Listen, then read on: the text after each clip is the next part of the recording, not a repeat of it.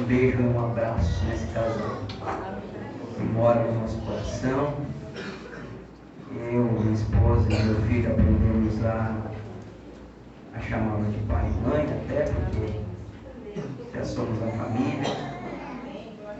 E eu creio que vocês estão sendo arrebanhados por uma família de Deus nesse lugar. Pena que eu moro muito longe para estar com vocês aqui, porque senão eu estaria junto, cultuando com os irmãos e aprendendo com o pastor Luiz, com a pastora Márcia. Deus abençoe. A gente é grato e é até redundante ficar falando bem deles, porque a gente ama eles demais. A gente conheceu a Sara, ela era Sarinha, hoje já não é tão Sarinha, já está grande. Cadê o barbudinho? Eu dei um abraço, meu Deus, que banda é essa? Deus abençoe Lucas mesmo. Que benção, que benção. A gente viu, porque a gente se sente confortável com vocês. A palavra de Deus é algo sério, mas o cristão ele vive de glória em glória. Uma vez um pastor falou com uma irmã assim: olha, irmã, você está em paz ou você está na guerra? E aí ela disse: eu estou em paz, pastor. E ele disse: não, irmã, você tem que estar na guerra, você tem que pegar a sua armadura. E ela disse: não, eu entendo, pastor, eu estou na guerra, mas mesmo na guerra eu estou em paz. Essa é a vida do cristão. Amém? Você trouxe Bíblia, campeão? Amém. Você está acordado? Dá um glória a Deus bem alto. Glória a Deus. Então abre sua Bíblia comigo. Evangelho escrito por João.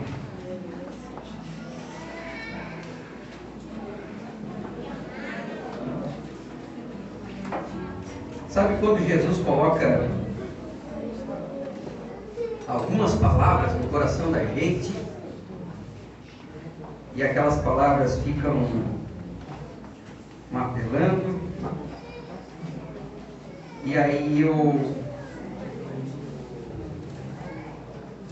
estava com duas palavras preparadas, e uma referente à mulher do fluxo de sangue. E a gente chegou aqui, começou a cultuar com os irmãos, e o Senhor confirmou essa outra palavra, que também Ele tinha colocado no meu coração, ou assim tem feito, no Evangelho de João, capítulo 2.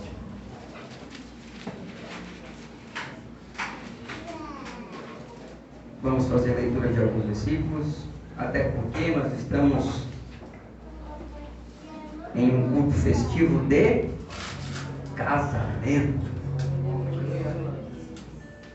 Amém? Amém. E o que aconteceu nesse casamento aqui? O primeiro milagre de Jesus. E ao terceiro dia houve um casamento em Caná da Galileia, e a mãe de Jesus estava lá. E também foram convidados Jesus e os seus discípulos para o casamento. Tendo acabado o vinho, a mãe de Jesus lhe disse: eles não têm vinho. Jesus lhe disse: mulher, o que eu tenho para fazer contigo? Ainda não é chegada a minha hora. Sua mãe disse aos servos: tudo quanto ele vos disser, fazei. E estavam ali postas 6 talhas de pedra, do tipo usado pelos judeus para as purificações. Em cada uma cabiam 2 ou 3 medretas. Jesus lhe disse: enchei de água as talhas. E eles as encheram até a borda. Então lhes disse: tirai agora e levai ao mestre Sá. E eles o levaram.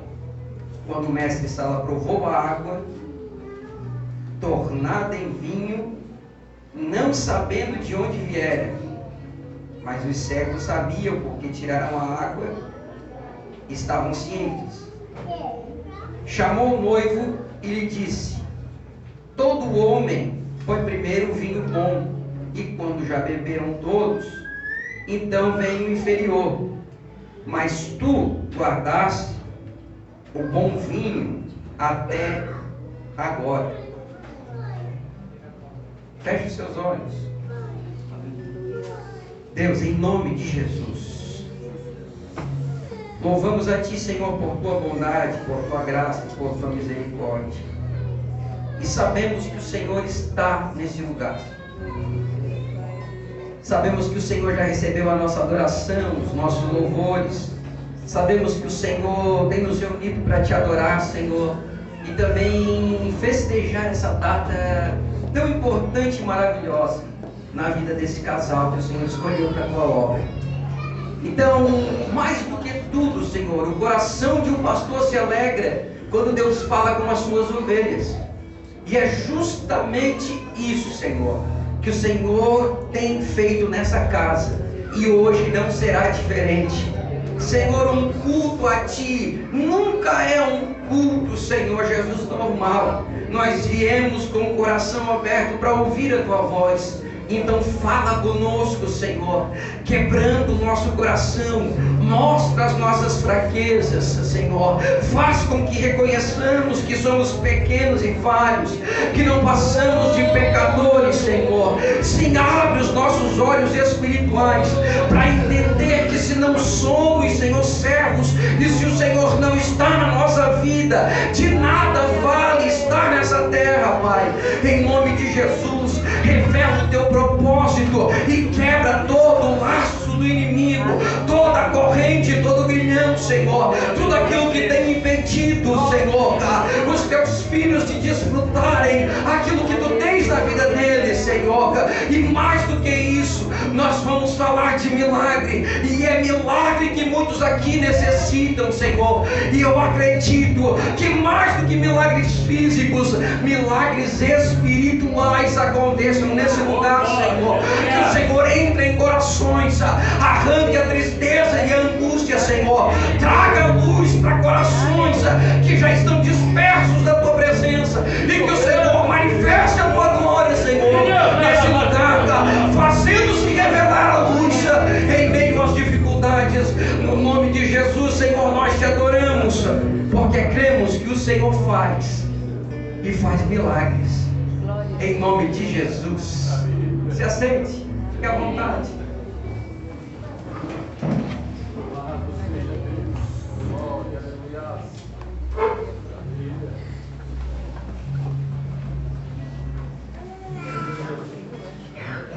Jesus começa a sua caminhada ministerial fazendo o primeiro milagre em um lugar propício. Quando nós falamos de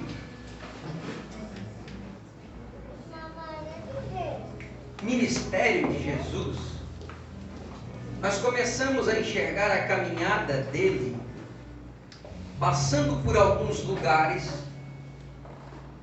e ele falando e fazendo coisas extraordinárias, relatadas na sua palavra. Nós estamos olhando aqui para um milagre que ficou evidenciado como sendo o primeiro milagre dele, e de forma proposital ele fez esse milagre em um casamento. Nós enxergamos Jesus já desde sua infância, exalando toda a sua maturidade, porque ele era o próprio Deus, e sendo assim ele já pregava a palavra do seu Pai em lugares inimagináveis, como dentro de sinagogas, a ponto de um dia ele olhar para os discípulos e ver que a multidão que o seguia já era grande, ele começar uma pregação que muitos não entendiam, dizendo: para ter parte comigo, vocês precisam beber do meu sangue, comer da minha carne, porque nenhum, olha o que Jesus diz, que o Pai enviar a mim, eu lançarei fora. Aleluia. Só que a palavra era diferente para aqueles que ouviam. E eles começaram a dizer: que pregação estranha é essa? E começou a sair um, e começou a sair outro, e começou a sair mais um. E aí daqui a pouco Jesus começou a caminhar de novo, e ele olhou para trás, e ainda permaneciam alguns com ele. E aí ele olha para um dos discípulos e diz: e vocês? Vocês também não vão ir? E aí Pedro olha para ele e diz: para onde iremos nós? Se só o Senhor tem as palavras de vida eterna. Pedro estava dizendo o seguinte: ah, Senhor, se está ruim, se está difícil caminhando contigo, imagina longe de ti.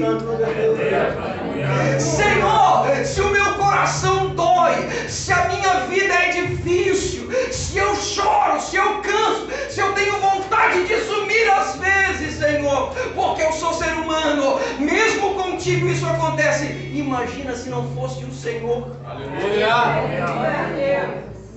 Ele quis dizer o seguinte: não tem lugar para eu ir, não tem para onde. Eu vou ficar contigo, até porque, Senhor, o salmista já bem dizia: não tem como se esconder da tua presença.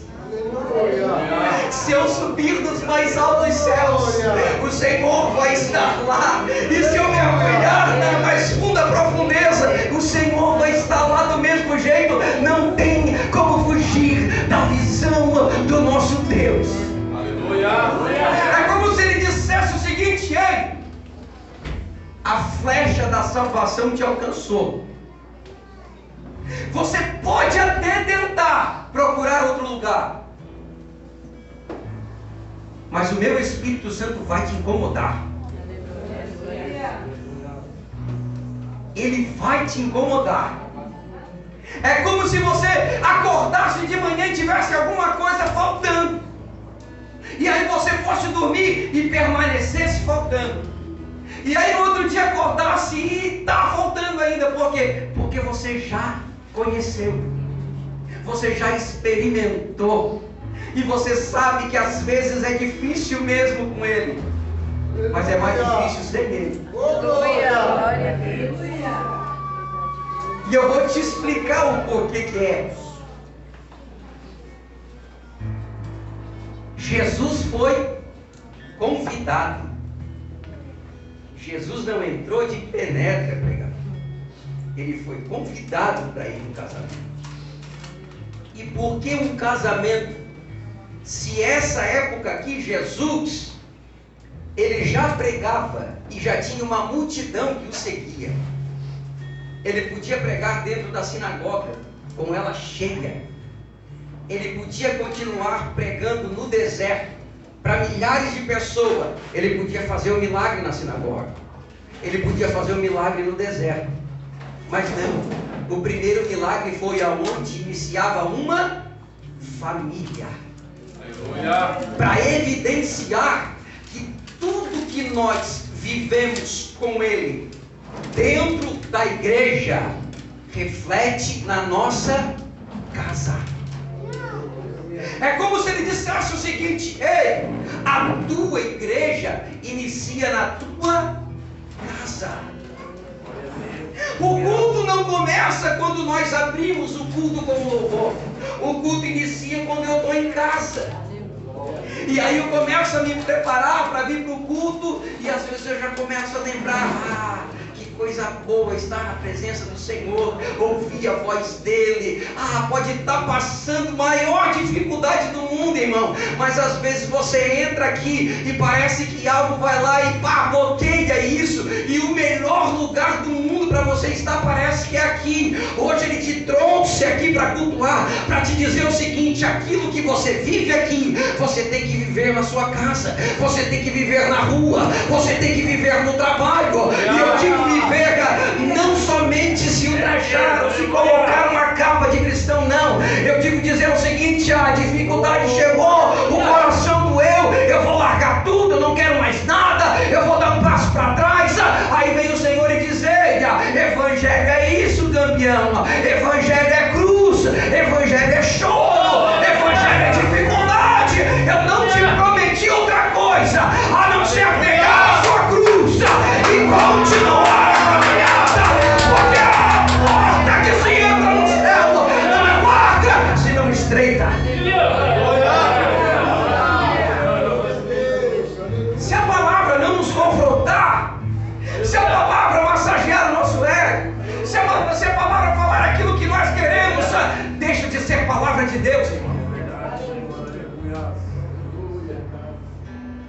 Ele disse: eu vou no casamento para evidenciar que eu preciso primeiro começar a obra dentro de casa. Aleluia. A igreja eu trato depois, mas eu preciso trabalhar famílias, eu preciso trabalhar corações, casamentos, eu preciso fazer a minha obra dentro, eu preciso que eles caminhem juntos para o mesmo alvo. Aí ele chega, porque ele foi convidado.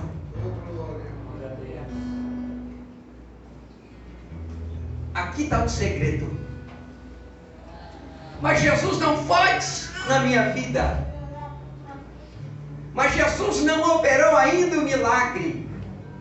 Mas eu não vejo alternativa. E Jesus está aqui, ó. Aleluia. Ele não vai entrar se ele não for convidado. É como se ele estivesse batendo e você ouvisse um bater de portas muito fraquinho,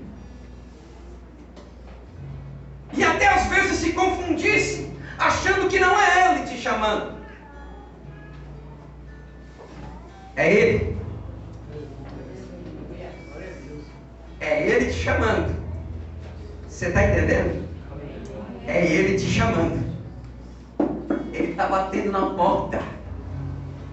E ele está dizendo: que horas que vai abrir para mim? É como se ele estivesse ansioso, dizendo o seguinte: vai, desperta desse sono, levanta dessa cadeira, sai dessa cama espiritual, faz alguma coisa para abrir a porta. Eu estou batendo, me convida para entrar. Eu não estou vendo milagre, é justamente por isso. Se eu não estiver dentro, não vai ter milagre. Aleluia. Então me convida para entrar, abre a porta, deixa eu sentar à mesa contigo, deixa eu caminhar contigo, deixa eu acordar do teu lado, deixa eu entrar na tua família, deixa eu operar milagres, deixa eu fazer o sobrenatural. Ele está pedindo para você abrir a porta.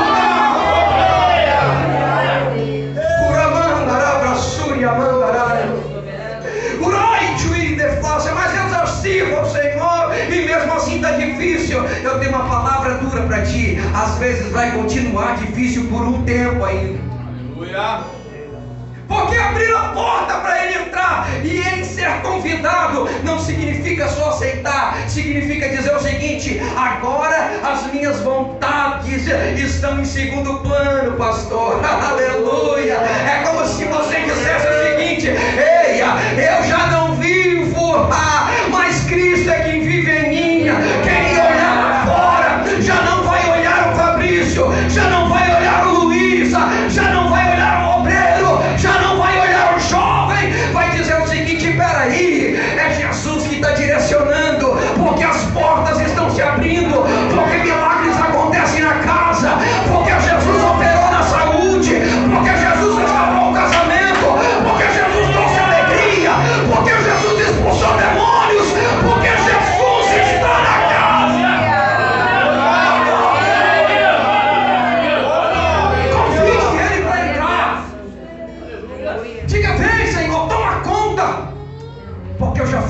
muita coisa errada.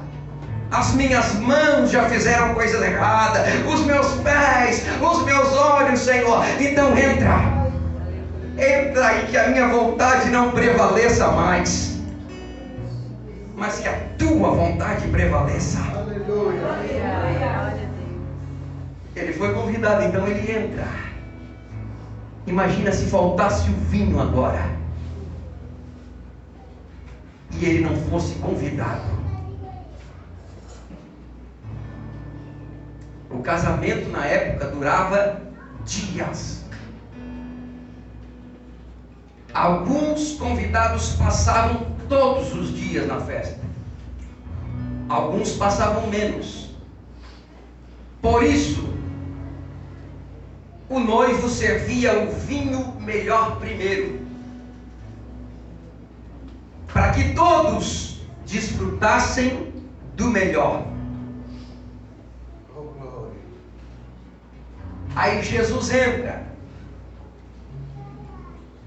E Jesus era 100% homem, mas 100% Deus. Jesus sabia que ia faltar o vinho. Quantos casamentos Jesus foi convidado? Vários e vários. E por que ele decidiu ir justamente no que faltou o vinho?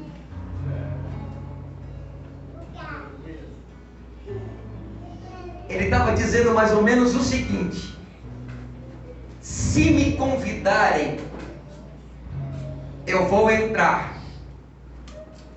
porque eu sei que ali naquele lugar vai ser gerado ou vai iniciar uma crise, um período de instabilidade, uma fraqueza. E se eu estiver lá dentro sendo convidado, eu tenho poder para fazer o sobrenatural acontecer. Se porventura me pedirem para isso, ninguém começa uma caminhada dizendo: daqui 1 ano vai ter um problema, daqui 5 anos vou enfrentar uma crise, daqui 7 anos eu vou passar por isso. Não. Nós iniciamos uma caminhada, e essa de 32 anos, pastor, dizendo o seguinte: vai ser bênção. E aí passa o 1º, o 2º ano, o 3º, e as crises aparecem. As dificuldades vêm, as aflições chegam, e aí chega os 10 anos, e aí vem mais uma crise, um problema, uma dificuldade, e nós não estamos escapes de passar por isso. Mas nesses 32 anos, de repente, algumas crises, o pastor Luiz ou a pastora Márcia dobravam o joelho e diziam o seguinte: entra na casa. Aleluia. Entra na casa. Eu te convido, Senhor, entra na casa.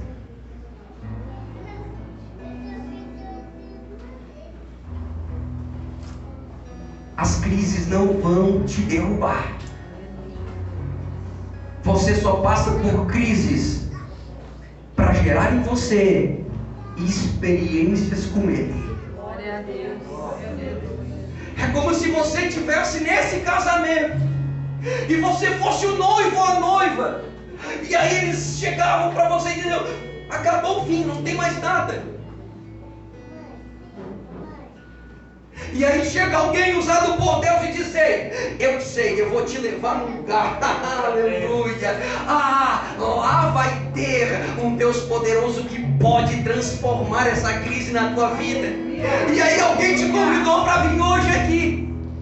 Eu não sei como você chegou chegou, eu não sei como o teu coração chegou, eu não sei que crise você enfrenta, Érica, eu não sei se é espiritual, se é financeira, se é emocional, eu não sei que crise é essa, mas você chegou aqui. Porque alguém te convidou, quem sabe, ou porque o Espírito Santo te incentivou para isso. Aí você entrou e você disse: ah, se esse pregador aí está falando a verdade, eu vou abrir a minha casa e eu vou dizer: entra, Jesus, e toma conta da minha vida. Aleluia. Pode ter certeza, não gere expectativa no Fabrício, não gere expectativa em homem nenhum. Por quê? Porque você escolheu a melhor parte, que é estar com Ele. E se você disse para Ele entrar na tua casa, na hora certa, eu digo hora certa, é na hora da crise mesmo, é na hora do aperto, é na hora da aflição. E como os pentecostais costumam falar, é no vale, é no vale que você vai dizer: eu não aguento mais, eu não consigo. E aí vai chegar alguém e vai dizer: ei, vamos lá na igreja, vamos no culto de domingo. É como se fosse a mãe de Jesus dizendo: ei, acabou o vinho, não tem mais nada, ei, vamos lá, acorde eles. E ele diz: ei, vai chegar a hora, espera um pouquinho, ainda não chegou. Aleluia. Mas como nós que somos crentes em Jesus somos meio malucos, a gente vai dizer o seguinte: ei, se não acontecer hoje, vai acontecer semana que vem, e se não acontecer semana que vem, vai acontecer no próximo mês. Não tem problema, eu vou continuar dentro e eu vou continuar sendo, aleluia, um instrumento de Jesus. Por quê? Porque na hora certa Ele vai dizer o seguinte: ei, tragam aqui as talhas com água. Aleluia.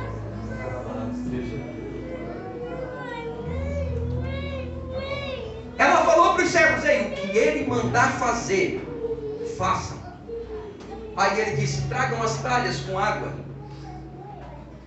E aí eles vão lá e pegam essas talhas, 6 grandes, enche de água, trazem para Jesus.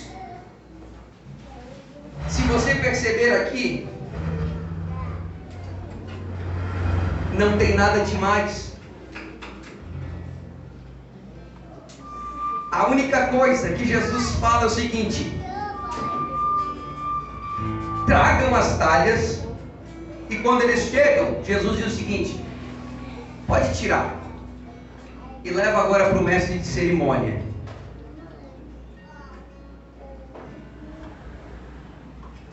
Ele não fez nem muito barulho.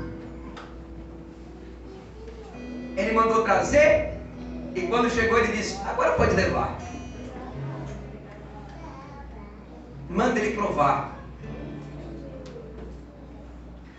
O mestre de cerimônia prova e acha estranho, porque tudo no casamento era aprovado pelo mestre de cerimônia. E ele diz: mas esse aqui é o melhor vinho. Algumas coisas nós entendemos com isso.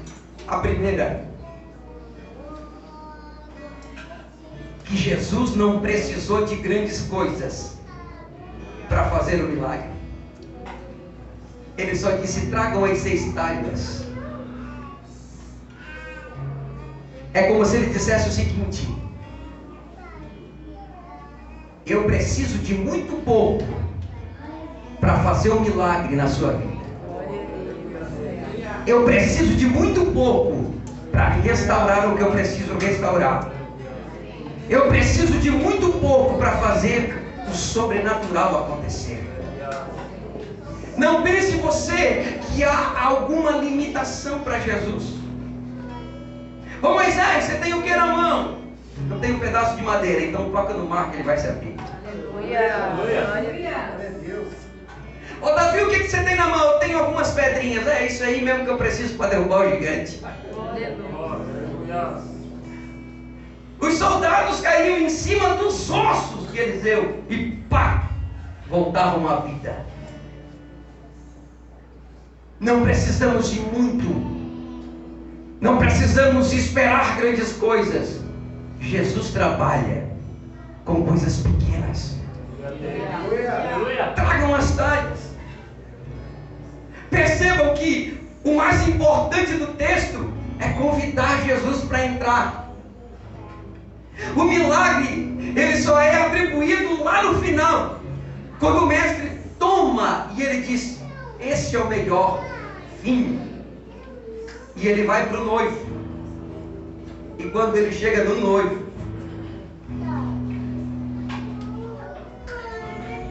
ele fala o seguinte: todo mundo serve o melhor vinho antes, e você fez o contrário. O noivo também não entendeu muito bem, porque não sabia o que estava acontecendo até então. Você fez diferente. Você serviu o vinho inferior no começo, e agora você está servindo o melhor vinho no final. Que coisa extraordinária Jesus ensina nesse texto, irmãos. Ele estava dizendo mais ou menos o seguinte: aquilo que Ele preparou para fazer na nossa vida é muito melhor quando vem da parte dele do que quando é feita com as nossas próprias mãos. Ele estava dizendo o seguinte: ei, a última palavra sempre é a minha. Como se dizendo o seguinte: passou vinho bom no começo, passou vinho intermediário no meio, acabou o vinho, acabou a festa. Não, só acaba quando eu falo que acaba. Aleluia. Aí eles chegam desesperados e digam: olha, tem alguém aqui de repente que possa resolver? Tinha alguém que tinha sido convidado.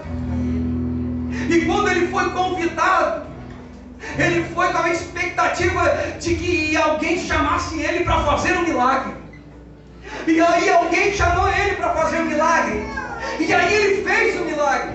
E quando ele fez o milagre assim como ele sempre faz, porque ele não faz pela metade. Ele faz coisas extraordinárias. Se ele tiver que curar, ele cura por completo. Se ele tiver que abrir porta, ele vai abrir porta por completo. Se ele tiver que entrar na vida de um casal, ele faz a obra por completo. Se ele tiver que restaurar o coração, ele restaura por completo. Ele não faz pela metade. E o melhor ficou para o final. Pode até parecer que acabou. Que alusão esse texto traz, irmãos? De repente nós às vezes olhamos para a nossa situação, e eu disse: eu não sei qual é que tu está vivendo, mas você diz: acabou. Não tem mais saída, ou eu não tenho mais alegria, ou eu não tenho mais paz, ou eu não consigo mais. Acabou.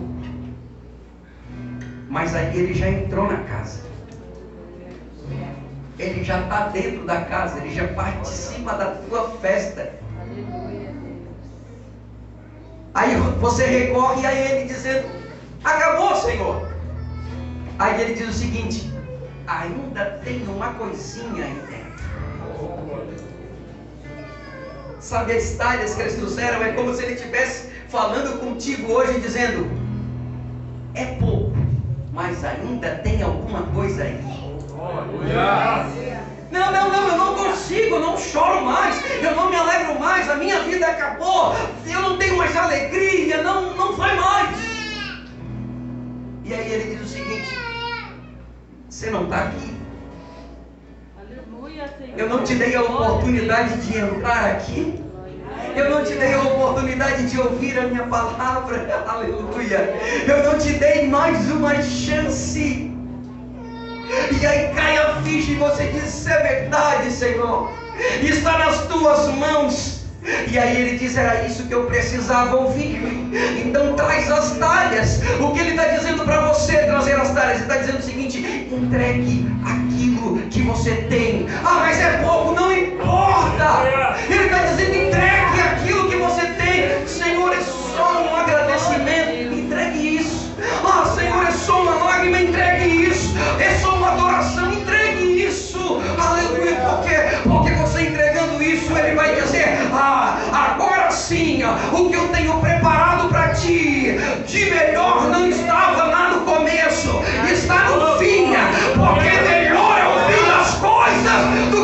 começo delas é como se você estivesse numa maratona e você não iniciasse com todo vapor, você iniciasse devagarinho. Por quê? Porque você sabe que no longo do caminho vai ter crise, vai ter desentendimento, vai ter angústia, vai ter dor, vai ter choro, e no meio das coisas você vai trabalhando, você vai buscando Ele, você vai entregando nas mãos dEle, e tudo que você passa gera expectativas, gera experiências, gera conhecimento dEle. E quando gera conhecimento dEle, lá na frente, quando a crise te pegar de jeito e você dizer: eu vou largar tudo para trás, eu não quero saber de mais nada, Ele vai e te mostra: ei, deixa eu te levar na minha palavra um pouco. Aí Ele te mostra quando Jó estava no fundo do poço, coçando as feridas com caco de telha, sem filho, sem esposa, sem amigos, sem nada. Aleluia! Ele levanta a cabeça para cima porque já estava cego, e ele diz o seguinte: ah, Senhor, eu te conhecia de ouvir falar, mas hoje, Senhor, eu te conheço de perto, eu sei quem o Senhor é. Sabe por que ele falou isso? Porque a crise que ele enfrentou gerou experiências com ele, a ponto de ele dizer o seguinte: ah, eu estou nessa situação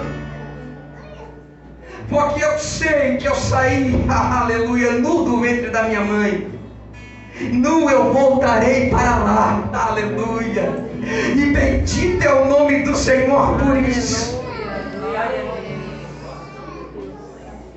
Olha as palavras dele: eu sei que o meu Redentor vive, e por certo se levantará ao meu favor. Rapaz, ele estava com a vida destruída, na maior crise que ele enfrentou. Aí ele me vem com uma frase dessa. Sabe por quê? Porque a crise gerou experiência na vida dele.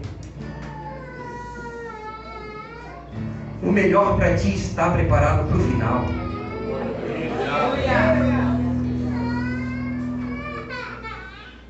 Pastor, vai crescer mais, essa união vai prosperar mais. Cadê a pastora? Está por aí, pastora?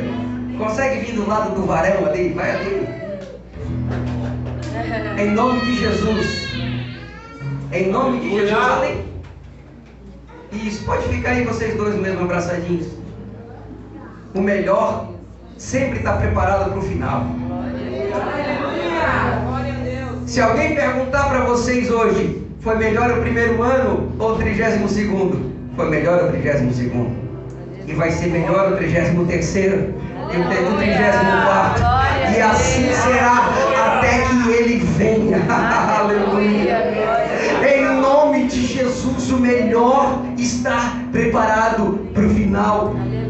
Para a vida de vocês, pastor e pastora, para a vida dessa igreja, para a vida das famílias aqui dentro, para a vida dos departamentos, para a vida dos obreiros, o melhor está preparado para o final. Em nome de Jesus, creia que no meio da crise Ele gera experiências de conhecimento com Ele, e você vai levantar as mãos e dizer: ei, eu vou sair dessa crise melhor do que eu entrei nela, porque eu sei que o meu Redentor vive e Ele está se levantando ao meu favor. Oh, glória! Fique de pé, por gentileza, em nome de Jesus. Oh, glória! Ele está aqui, irmão. Ele está aqui. Ele está aqui. Aleluia. Pode até acabar, mas Ele tem o melhor guardado para o final.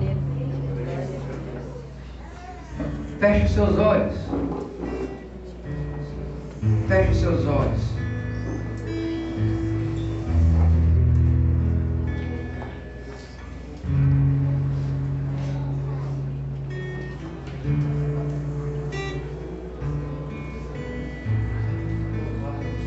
Crises